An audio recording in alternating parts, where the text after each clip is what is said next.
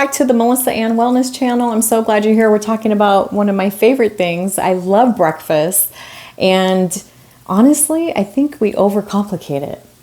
So let's get into it. Let's talk about how I support myself in my core 5 habits using breakfast the same way over every single week. One of the questions I get asked a lot is, do you get bored eating the same thing over and over and over? Honestly, no. So I've implemented every 4 days is I meal prep. Breakfast in particular, I like steady, easy. So those I actually go for the full week. I do 7 to 6 breakfasts every single week. When I think of meal prepping, I make sure I make at least 6. The reason why I do at least 6 is I don't want to think about it.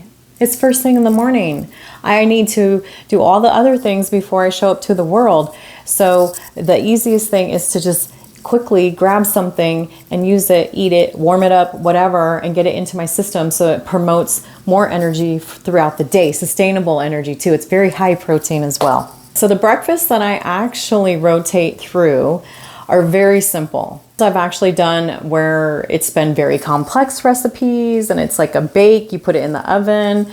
I've done little muffins in silicone cups. I've done eggs with cottage cheese. I've done fancy veggies. I've done egg whites. I've done my own literal like low carb keto type bread that I made myself. So I also have been very just protein shakes. I've done kind of it all. And where I live now is in this simple, I love a good egg, fried egg with butter on toast. That's usually weekends. That's usually because I have a little bit more time for a bigger workout. So I like the extra carbs, like using the toast. I like the 21 grain bread. Most days I'm eating 3 scrambled eggs and 3 tablespoons of egg whites and some feta cheese or mozzarella or cheddar.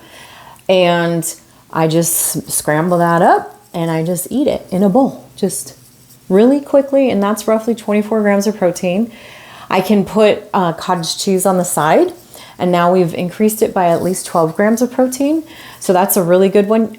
If you want to do the silicone ones, you can blend the cottage cheese with, and I have a reel, I'll post it, but so that's a very easy recipe. The cheese, cottage cheese, and then blend the eggs together and pour it in a silicone. Recipes, the eggs in particular get a permanent spot on my rotation because it's simple, it's easy, they taste good. I can make them in literally less than 3 minutes.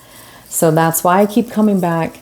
It's so easy. I also do Greek yogurt with frozen berries, like blueberries. The reason why I like to repeat these, they can sound boring, but it helps me make sure I get my macros. It's easy for grocery shopping. It's easy for space in the fridge, and I don't have to think about it.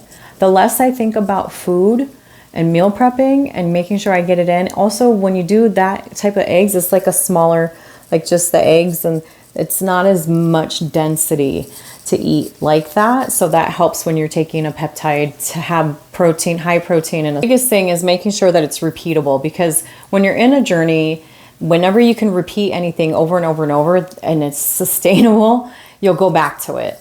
So I encourage you to try and do different recipes that you find, but once you find some that you lock in that you're going back to, just make sure they're in your... Let me know.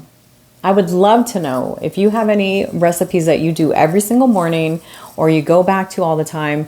Put it in the comments so that we can all share. Community means everything to me, and I appreciate you watching. Click the subscribe button. Next week, we're going to come back and we're going to talk all about high protein snacks because that's where it's at. Again, smaller is better. So we'll see you next week.